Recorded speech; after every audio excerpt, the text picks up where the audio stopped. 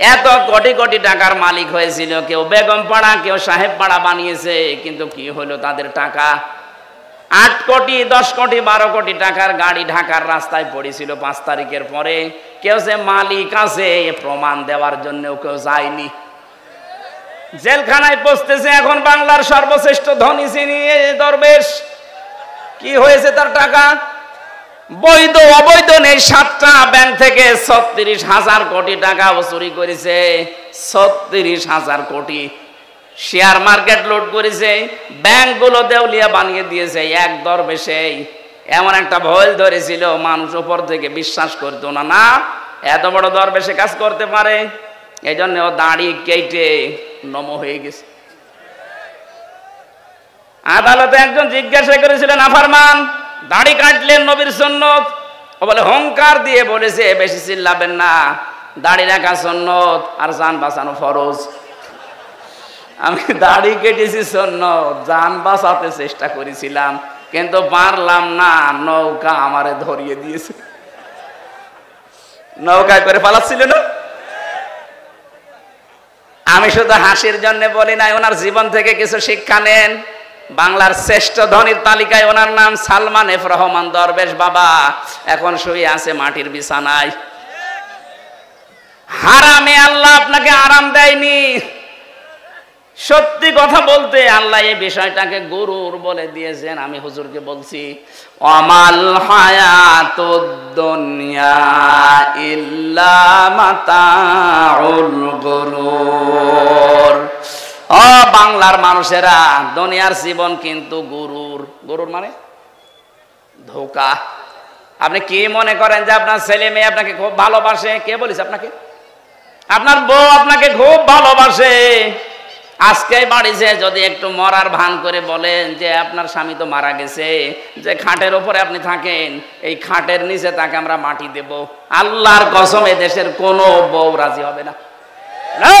ওই জিনিস রেখে আমি জিন ভূতের কামড় খাবো? দেখেছেন কি ভালোবাসা আপনার জন্য? আপনার সন্তান, আপনার মা বাবাও ধোঁকা, আপনার মা বাবাও আপনার জন্য ধোঁকা। অনেকে মা বাবার মুখে হাসি ফোটাতে, ছেলে মেয়ের মুখে হাসি ফোটাতে, স্ত্রীকে সুখে রাখতে হালাল হারাম দেখে না। বাবা শাহজালাল, সব হালাল। কি হবে জানেন আপনি? আমি বাস্তব বলছি। 200 বছর পর, মাত্র কত বলেন বলেন, মাত্র 200 বছর পরে যদি আজকের এই প্রধান অতিথি উনি যদি এই গ্রামে ঘুরে আসে 200 বছর পর, তখন তো এখানে আর আমরা একজনও থাকবো না। কি 200 বছর পরে ওনাকে আল্লাহ যদি আবার বাঁচিয়ে বলে যা দুনিয়া দেখে আয়, উনি এসে যদি এই সিরাজগঞ্জের এই বেলকুচিতে ওনার বাড়িতে এসে বলে 2 তলা বিল্ডিং আমার, ওই সময় যারা এখানে বসবাস করবে ওনার ঘাড়ে ধাক্কা দিয়ে বের করে দেবে। কে আপনি? আমি কি বেশি বলছি? আপনি ফিরে এসে দেখেন, শুধুমাত্র আপনাকে পরিচয় দিতে গেলেই মারবে, বলবে আপনার থাকার জায়গা নেই, এই জন্য এরকম ভণ্ডামি করছেন। গ্রামে মসজিদ আছে, ওখানে বারান্দায় রাতটা থাকেন, সকালে ফোটেন, এইটা বলবে আপনার নিজের পরবর্তী প্রজন্ম। আরে ভাই, আমার 3 পুরুষের পরে আমি আর চিনি না। আমার বাবা রিয়াজউদ্দিন, তার বাবা জাহান আলী, তার বাবা নমাজউদ্দিন, এরপরে আমি আর চিনি না। সত্যি কথা বলছি, আমি চিনি না। কারণ এর পরে যে কারা আছে, ওকে হিন্দু না মুসলমান তাও জানি না। খুব বেশি হলেও না 100 বছর হবে। আমার বাবার বাবার বাবা 3 পুরুষ, এরপরে আমি আর চিনি না।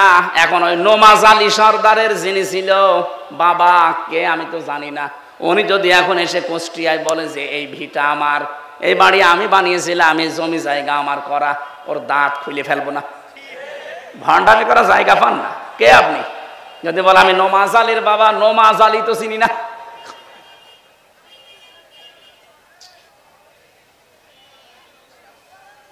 দুনিয়ার জীবনটা সত্যিই কিন্তু ধোঁকা। এই জন্য হারাম অবৈধ ইনকামের পথে যারা পা বাড়িয়েছেন আপনি থামেন, নয়তো কিন্তু এইটাই আপনার কাল হয়ে দাঁড়াবে। আরে ভাই, মানুষের জীবন তো সফল ওই লোকটা ফামাঙে সহসিহানিন্নার ওয়া উদখিলাল জান্নাতা ফাকাদ ফাজ। আল্লাহ পাক বলেন ওই লোকটার জীবন সফল সাকসেস, যাকে আমি আল্লাহ আস্তে করে জাহান্নামের কাজগুলো ছেড়ে দেওয়ার তৌফিক দেই আর আস্তে আস্তে জান্নাতের কাজের দিকে এগিয়ে দেই। এটা এক অর্থ। 2 নাম্বার অর্থ হচ্ছে যাকে কিয়ামতে আমি আল্লাহ জাহান্নামের আগুন থেকে মুক্ত করে জান্নাতি বলে ঘোষণা দিয়ে দেব, এই লোকটার জীবন সফল। কোরআনে কারিমে আল্লাহ ইসকাউ নামের রাহিকিম মাখতুম খিতামুহু মিস্ক ওয়া ফি যালিকা ফালিয়াতানা ফাসিল মুতানাফিসুন। জোরে বলেন আমিন। রব্বুল আলামিন জানিয়েছেন ইসকাউ নামের রাহিকিম মাখতুম, রাহিক শব্দের শাব্দিক অর্থ হচ্ছে শরাব, মদ। আল্লাহ পাক এমন মদ তোমাদেরকে পান করাবেন, এমন শরাব। এই মদের বর্ণনা আল্লাহ দিয়েছেন খিতামুহু মিসকন, মিস্ক আম্বর দিয়ে যার মুখটা আটকানো থাকবে। আজ পর্যন্ত ওই মদের বোতল কেউ খোলে নাই। মদের বোতল এমনিতেই গন্ধ হয়ে যায় যদি আটকিয়ে রাখেন কোনো জিনিস, এটা পৃথিবীর নিয়ম। পৃথিবীর কোনো জিনিস যদি কেউ এক জায়গায় রেখে দেয়, যত দামি জিনিস হোক, ওটা নষ্ট হয়ে যাবে। আপনি পানি এক জায়গায় রেখে দেন, দেখেন গন্ধ হবে, পোকামাকড় তৈরি হবে, দুর্গন্ধ বের হবে। কথা বলছে না কেন? পচন ধরে যাবে। লোহা লক্কড় এক জায়গায় রেখে দেন, দেখেন জং ধরবে, মরিচা পড়বে, আস্তে আস্তে নষ্ট হয়ে যাবে। পৃথিবীর নিয়মই এইটা, কোনো জিনিস এক জায়গায় রাখলে ঠিক থাকে না, আর মুখ আটকালে তো ওটা আগেই নষ্ট হয়ে যায়। আল্লাহ পাক বলেন একটা মেয়াদ আছে, এরপরে ওটা ঠিক থাকে না। সে বোতল জাত বলেন আর যাই বলেন, আল্লাহ বলেন আমি এমন মাখতুম দিয়েছি খিতামুহু মিস্ক, এটা আমি মেশকে আম্বর দিয়ে মুখটা আটকিয়ে দিয়েছি। অফি যালিকা ফালিয়াতানাফাসিল মুতানাফিসুন।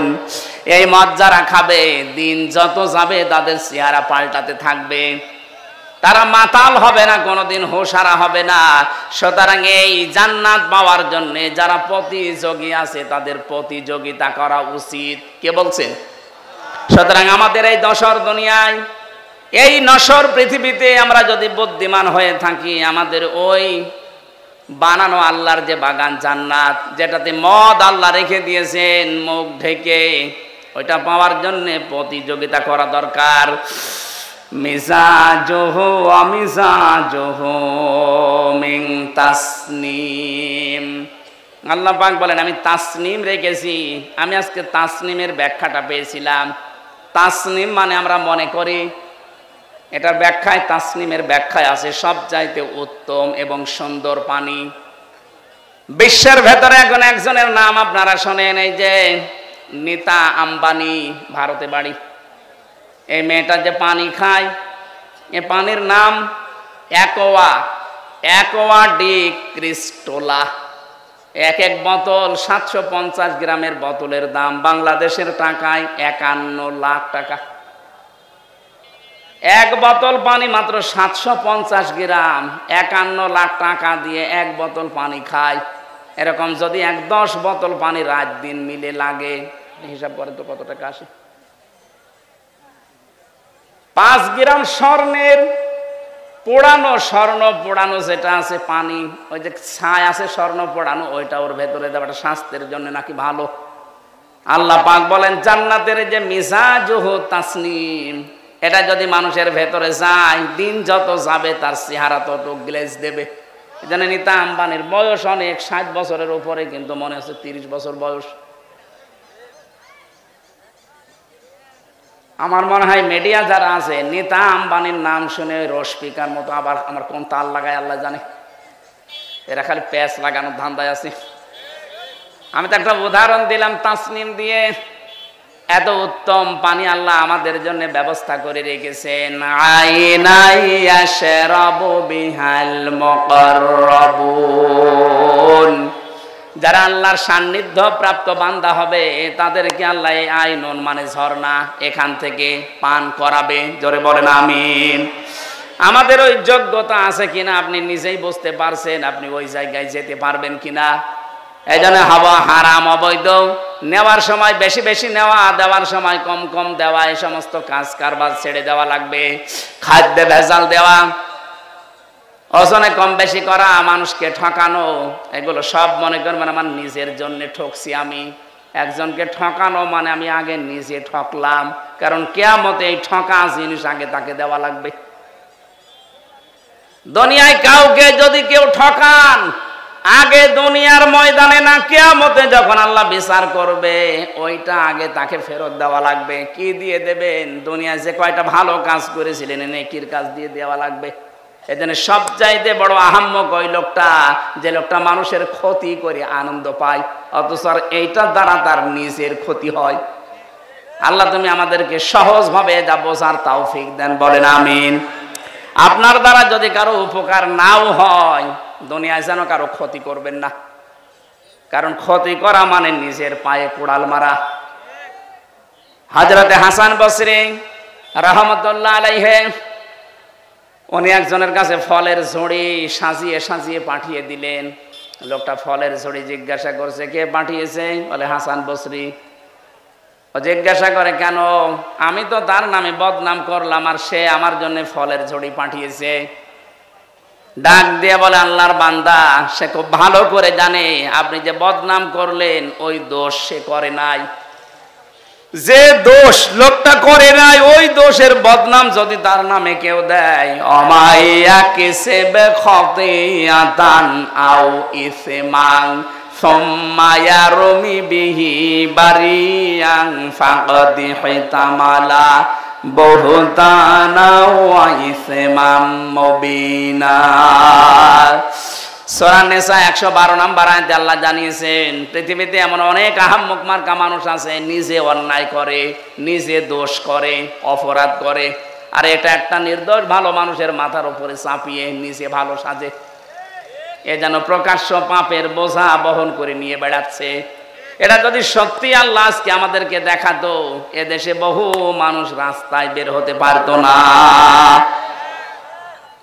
হযরত আদম আলাইহিস সালামের সন্তানদেরকে আল্লাহ যে শরীয়ত দিয়েছিলেন, ওইটা যদি এখন থাকতো, বহু আল্লাহর ওলি মার্কা মানুষ ধরা খেয়ে যেত। ওই জামানার শরীয়ত ছিল, কেউ যদি কোরবানি দিত তাহলে চাটিয়াল ময়দানে রেখে আসা লাগতো।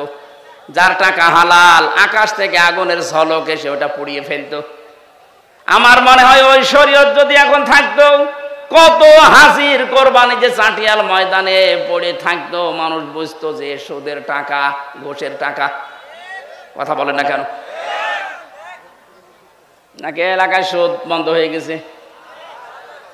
এই যে যারা টাকা ছেড়ে রাখেন, মাসে মাসে টাকা আসে, 1000 দিলে 100 টাকা করে বেশি দেয়, এটা এলাকায় নেই? এটা মায়ের সাথে জেনা করার গুনাহ হচ্ছে। কে হুজুর বলেন আপনাদের? কেন ওনার কথা মানা যায় না? কিয়ামতে যেদিন ধরা খাবেন, বলবেন আল্লাহ আমাদের কাছে কেউ আসেনি, ওই লোকটা দাঁড়াবে তখন, ও ডাক দিয়ে বলবে সুদ ওরা খেয়েছে, আমি নিষেধ করার পর ওরা শোনে নাই। এই জন্য যারা এ কাজ করছেন, যেহেতু এতদিন না জেনে হয়তো খেয়েছেন, এখন থেকে ছেড়ে দেওয়া লাগবে। মায়ের সাথে জেনা করার এই গুনাহ আজকে থেকে আর করা যাবে না, বন্ধ হওয়া লাগবে। যারা টাকা ছেড়ে রেখেছেন, টাকা আসে, এই ব্যবসা কারা কারা বন্ধ করবেন? হাত তোলেন। ও এলাকায় আসি, হালকা পাতলা আছে, বেশি না, ঠিক আছে, আপনারা চালান।